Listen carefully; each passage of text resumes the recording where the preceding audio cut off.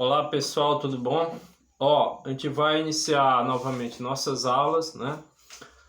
Mas antes a gente queria falar com relação à prova de vocês, né? Que foi uma prova diferenciada, né? Mas que foi uma prova muito interessante porque vocês se sobressaíram muito bem, né? A gente esteve analisando os vídeos, né?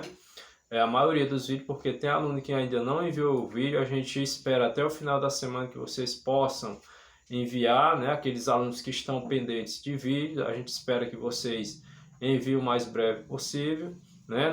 Para nós analisar o vídeo e colocar a nota, né? E também analisar as atividades que vocês desenvolveram, que vocês fizeram, né? Então, tudo isso a gente está avaliando, a gente está analisando para poder somar e fazer a nota de vocês, né? Então, a gente, desde já, né, quem não, principalmente aqui o sétimo ano, quem não fez o vídeo ou deixou de fazer as atividades, é bom enviar, né? Para que a nota não fique muito baixa, certo? Então, a gente espera que vocês se esforcem aí o máximo para responder as atividades e o vídeo, né? Que está faltando, né? Quem tiver faltando, certo?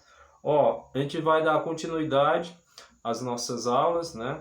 A gente vai para o capítulo 3, que fala sobre a formação do povo brasileiro, né? Módulo 1, capítulo 3, né? A gente ainda vai, no módulo 1 ainda tem um capítulo 3 para ser discutido, para ser explicado para vocês, né?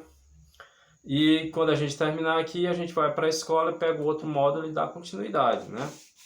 Aos nossos temas. Então, o de hoje vai ser sobre a formação do povo brasileiro, né? Vocês vão estar com o livro em mãos, né? Tem que estar com o livro aí em mãos para a gente ir acompanhando a explicação e a leitura, né? Se for possível, em algumas partes do texto a gente tem que parar um pouco para ler, para poder entender mais o assunto, né? Então, é lá na página 485, né?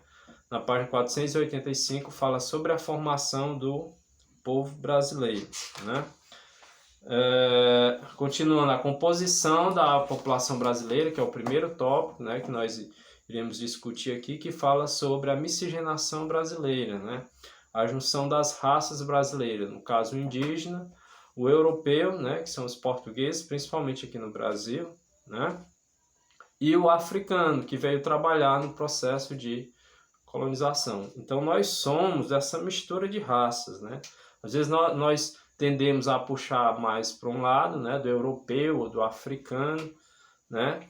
Mas que todos nós temos sangue de índio, né, de negro e de europeu, porque nós somos dessa miscigenação de raça, né? E o texto de vocês na página 486, desculpa, já aborda essa questão da miscigenação e da mistura de raças, né, que é o povo brasileiro, né? Então nós temos o europeu, o africano, né, e os indígenas que aqui habitavam, certo? Então, dentro desse contexto, desse processo de formação da população brasileira, a gente já aborda o ano de 1500, né, quando os portugueses chegaram aqui no Brasil, né, e se depararam com os índios, né? Então, a partir daí que iniciou todo o processo de povoamento, de colonização, mas também, principalmente, o processo de exploração, né, com relação aos povos que aqui já habitavam, que no caso eram os índios, né? Então, os europeus vinham, traziam bugigangas para trocar por pau-brasil, por produtos da mineração com o índio, né? O índio não tinha essa noção de valor das coisas, né? Então, nesse primeiro momento ele fala dessa questão, né?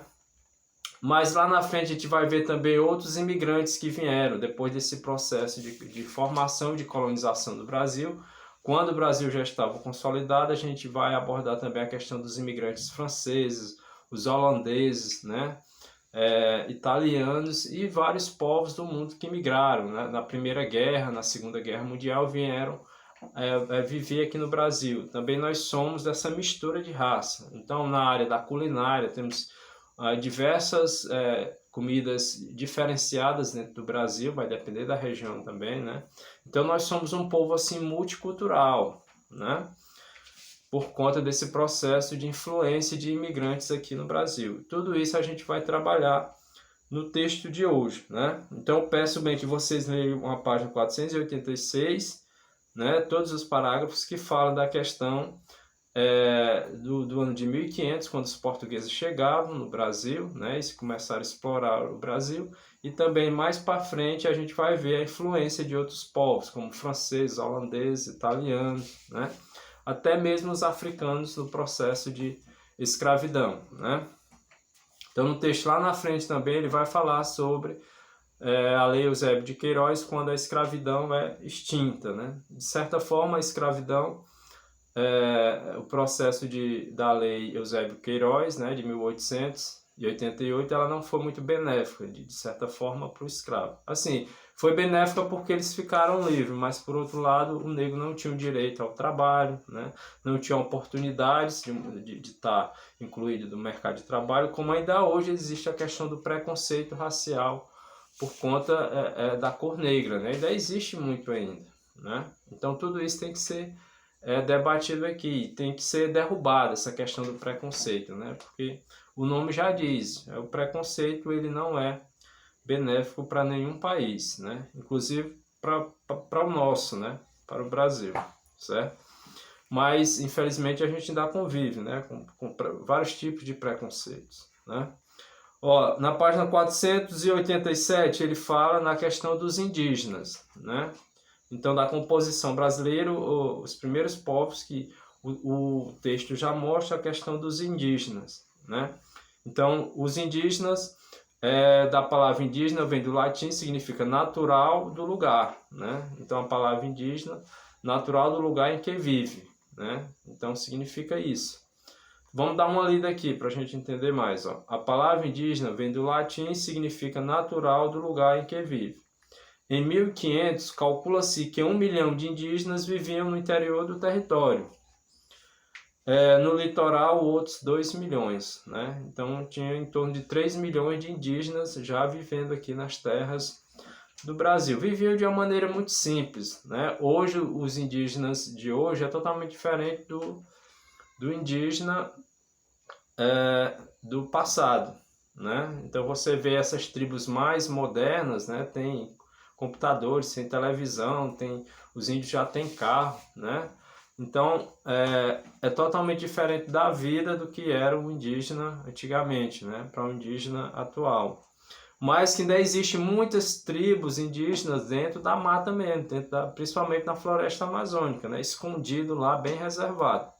Poucas, mas ainda existem, né?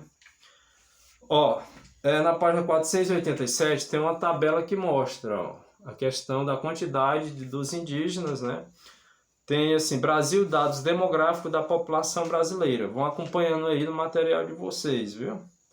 Então, 1500, 2 milhões no litoral, no interior, 1 milhão, né, de indígenas, né? Então, é o que a gente leu agora há pouco. Lá em 2010, 272 mil, né? Porque eu estou lendo lá embaixo da tabela para você fazer a comparação de 1500 para 2010. Em 2010, 272 mil só, né? No litoral, 545 mil população indígena do interior. Então, para você ver como reduziu a quantidade de índios, né? No Brasil, né? Então, reduziu muito, de 2 milhões para 272 mil, né? Ou seja, já morreram muitos indígenas, principalmente a questão das guerras quando o colonizador chegou, né? Queria fazer com que o índio trabalhasse, e boa parte desses índios se recusavam a trabalhar, né? Por isso que surgiu as revoltas entre indígenas e colonizadores, e assim surgiram as guerras, né? E assim surgiram as guerras entre índios e colonizadores, né? Então você vê da diminuição desses índios, por que diminuiu, né? Então são vários fatores, principalmente a questão do deslocamento de suas áreas, né? Pela a pressão das guerras que existiam, os indígenas se refugiavam para a mata, né? Então por isso que boa parte dos índios ainda predominam dentro da floresta, né? Por conta do medo também do homem, né? Porque ele fala que o homem também, de certa forma, ele agride a natureza e agride também as tribos indígenas, né? Então por isso que eles se refugiavam mais para o interior, né? Para as florestas, certo? Outro motivo é a questão da matança, né? E do período colonial para cá, de 1500 para cá, né? Muitos índios foram mortos e muitos índios ainda hoje são perseguidos, né? Porque pela legislação brasileira, os índios têm um direito à terra, porque eles habitavam aqui, né? Na legislação, o governo dá o direito, mas que a gente vê que quase todo dia existe conflitos entre fazendeiros e indígenas, né? Os fazendeiros querendo tomar as terras dos índios, né? E os índios acabam diminuindo cada vez mais por conta dessas guerras que existem principalmente na região norte, né? Na região amazônica, certo? Então existe esse conflito, né? A gente sabe. Na página 488, falando sobre os indígenas ainda, nós temos um gráfico, né? Também. Esse gráfico ele é bastante interessante porque mostra Brasil distribuição da população indígenas por região 2010. Esse gráfico é de 2010, mas ele ainda é bastante atual, né? Ainda é muito colocado nos livros. Ó, a região Nordeste, 26% dos índios, né? Que ainda existe tribos indígenas no Nordeste, em todo o Nordeste, né? 208.691 indígenas, né? Em torno de 26%. Vão acompanhando aí no livro, da página 488. A região Norte, 305.873, em torno de 37% de tribos indígenas, né? De indígenas. Região Sul, 74.945 indígenas, né? Em torno de 9%. A região Sul é bastante tímida em tribos indígenas. A região Sudeste, 97.960, em torno de 12%. Né? Aí vem a região Centro-Oeste, 130.494, em torno de 16%. Ou seja, aqui tem o maior percentual de índios, né, e tribos indígenas é a região norte ainda. A região do Pará, Amazonas, toda aquela área onde a floresta é imensa, né, grande, eles preferem morar em regiões onde tem o rio, principalmente para a questão da pesca e da sobrevivência, né, da caça e da pesca, assim como eles viviam dos antepassados, né? Mas também muitos índios trabalham na questão da mineração e não, né, o artifício que eles acham, né, a desculpa que eles falam é que eles vivem na floresta para se viver e se manter da floresta. A gente sabe que boa parte dos índios já trabalham nessa questão da extração, da mineração, né, do minério. Então, de maior predominância é a região norte, né, onde tem mais índios e tribos indígenas, e o que tem menor é a região sul, em torno de 74.945, em torno de 9%. Né? Lembrando o seguinte, que no nosso estado, por exemplo, não tem mais tribos indígenas. Todos os índios foram mortos aqui no processo de ocupação, né, do Piauí.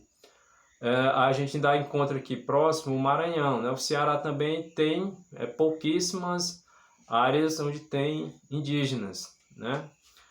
No Piauí não tem mais tribos, né? Nenhuma tribo indígena, certo?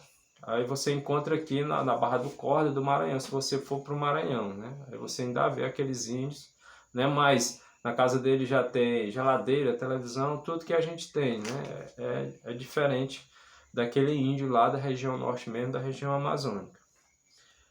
Então é isso, aí vocês vão ler mais um pouco nessa página 488, né?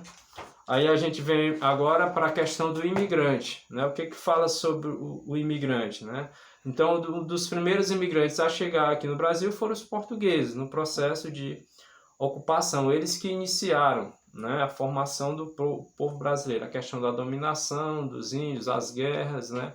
A leva de africanos para trabalhar no Brasil, né, e todo aquele processo de colonização existente, né? Aqui na página 490, quando ele já fala da contribuição do europeu para a composição da população brasileira, né, na história. Na página 491, ele fala sobre o século XX, né, que além, né, da chegada dos portugueses, outros imigrantes também vieram para o Brasil, né, os asiáticos, os europeus, né, Isso já na Primeira Guerra Mundial, né? Refugiados da Primeira Guerra Mundial, e também na Segunda Guerra Mundial veio uma grande leva de imigrantes no Brasil, aumentando ainda mais a cultura que já é bastante diversificada no Brasil, né? Então eles vieram por quê? Vieram em melhores condições de vida, eles vieram da guerra, né? Eles vieram arrasados, queriam emprego, queriam se estabelecer numa região e encontrar o Brasil como um país mais calmo, acolhedor, né? O Brasil sempre foi um país mais acolhedor, nesse sentido da imigração, né?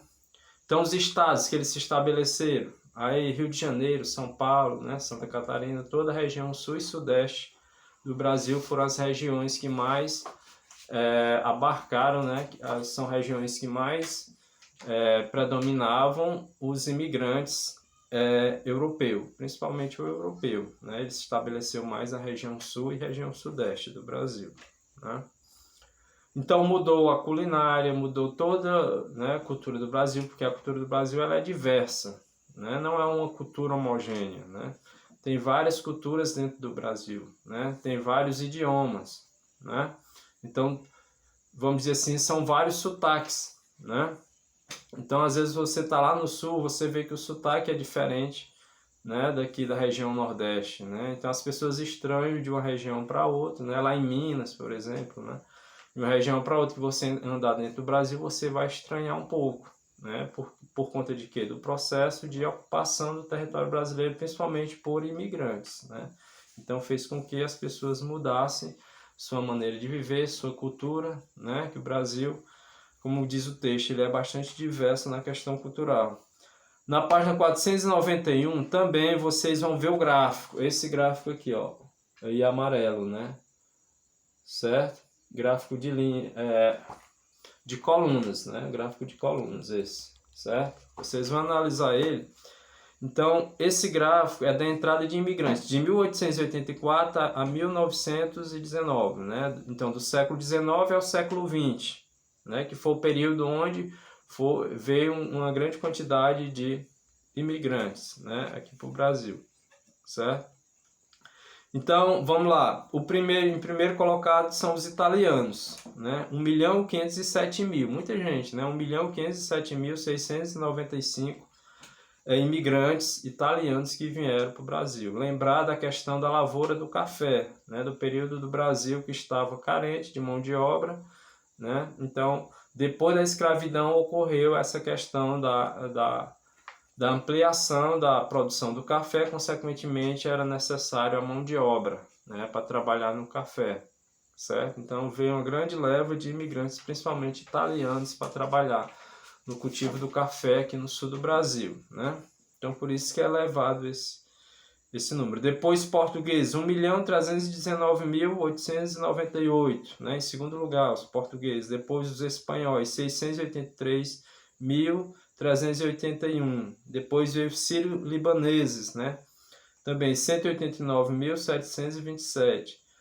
Japoneses, 188.723, né? Inclusive tem o bairro da Liberdade de São Paulo, que é de maioria, né? O bairro da Liberdade, como eles chamam, de maioria japonesa, né? As lojas são mais na arquitetura japonesa, né?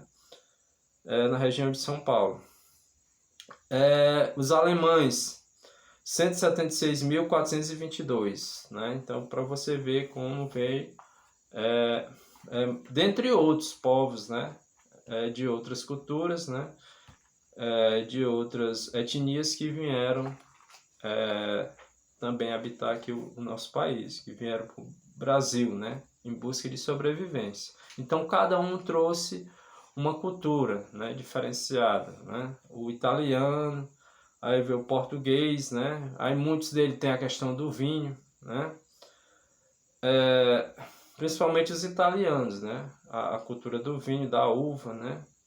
Os portugueses, aí os espanhóis, cada um traz uma cultura. O sírio-libanês, o japonês, né? Os alemães, né? Favorecendo ainda mais o território brasileiro. Por isso que o Brasil ele é bastante diverso, né?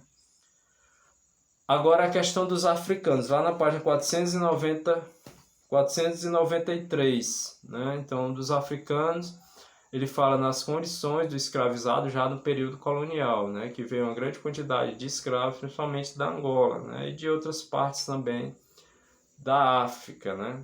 Então esse processo de escravidão já existiu no início da formação das populações, no Império Romano, né, aquele grupo que lutava entre si, né, um grupo lutava contra aquele grupo que perdia e iria trabalhar de graça para aquele grupo que ganhou, né. Assim foi uma das explicações do início da escravidão no mundo. Depois foi repassado para os grupos africanos, né? Eles lutavam entre guerras, eles perdiam, então tinha um dono daquela terra que iria vender o escravo para trabalhar no processo de colonização, né?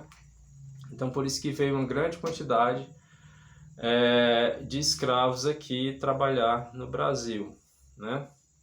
Trabalhar de graça, né? No Brasil, favorecendo a elite de Portugal, né?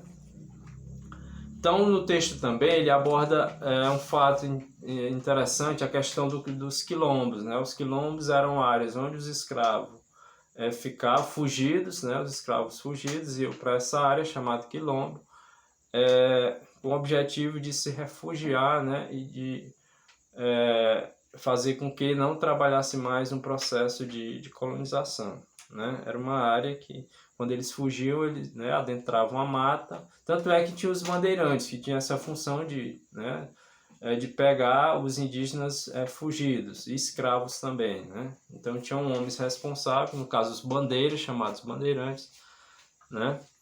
Que tinha esse objetivo de pegar o índio mesmo, né? Prender o índio para poder trabalhar no processo de colonização. E assim também o escravo, né? A gente vai fazer uma leitura também na página 493, lá no primeiro, segundo, terceiro, quarto parágrafo, né? Então tem assim, a mais famosa dessas localidades é o Quilombo dos Palmares, fundado no século XVII. Ele está localizado na Serra da Barriga, entre os atuais estados de Pernambuco e Alagoas. E isso é só um dos quilombos que existia no Brasil, né? Que ele cita aqui no texto, porque existia vários quilombos, né? Áreas de refúgio dos índios e escravos, né? Então lá eles desenvolveram, por exemplo, danças, a capoeira, né? Se desenvolveu nessa área de quilombo, né? Na área de refúgio deles lá, no momento de lazeres e de jogar a capoeira, né? Uma maneira de se distrair, né? Página 493, a gente continua a leitura, que fala sobre a questão da abolição da escravatura em 1888, a chamada Lei Áurea, né? Inclusive a gente já falou no início da aula. Vamos ler um pouco?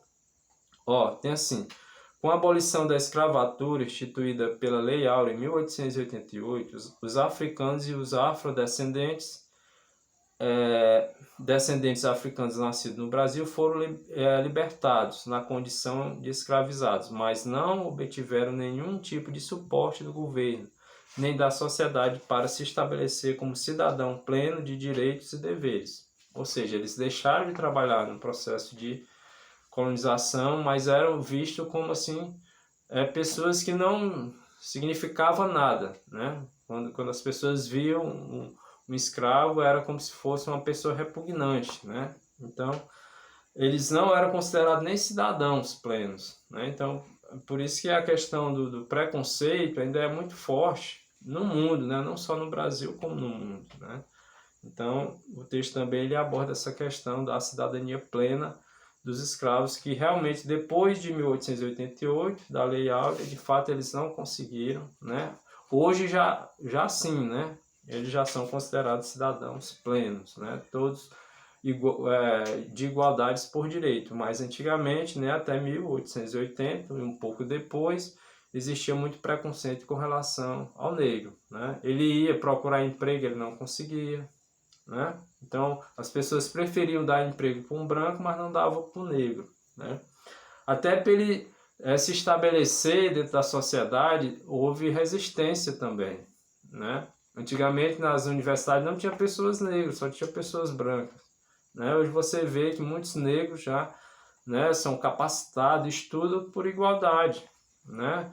Esse preconceito é algo muito, vamos dizer assim, muito negativo dentro da nossa sociedade, porque nós somos iguais por direito.